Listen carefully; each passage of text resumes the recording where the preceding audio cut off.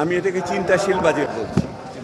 আমি চিন্তাশীল বাজেট বলছি, কিন্তু এইটার ভিত্তি, এই চিন্তাকে বাস্তবায়ন করার ভিত্তি আর্থিকভাবে দুর্বল। নীতি কাঠামো নিঃসন্দেহে খুবই শক্তিশালী এবং সেই অর্থে সূক্ষ্মভাবে বিচক্ষণের সাথে তৈরি হয়েছে, কিন্তু এই নীতি কাঠামোকে বাস্তবায়ন করার জন্য যে আর্থিক ভিত্তি, যে আর্থিক কাঠামো, সেটা অত্যন্ত দুর্বল।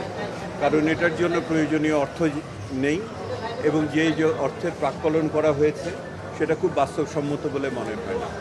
এবং আর্থিক কাঠামো যেটা করা হয়েছে তার ভিতরে বিপুল পরিমাণে বৈদেশিক ঋণের ব্যবস্থা করা হয়েছে এবং এই আর্থিক শৃঙ্খলার ক্ষেত্রে দুশ্চিন্তাটা সেই জন্য, কারণ অনেক ক্ষেত্রে বড় বড় ধরনের থোক বরাদ্দ রাখা হয়েছে, যেটা মনে হয় যে হয়তো যদি আর্থিক বিপত্তি দেখা যায় তাহলে এইগুলির ক্ষেত্রে খাটছাট হবে সেই বিষয়টি। তো সেই বিচারে এই বাজেটের বাস্তবায়নটাই তো বড় বিষয় হয়ে দাঁড়াবে এবং এই সুন্দর বাজেটটিকে আগামী দিনে কীভাবে ওনারা বাস্তবায়ন করেন সংস্কারের পথে, যে সেটাই দেখতে চাই।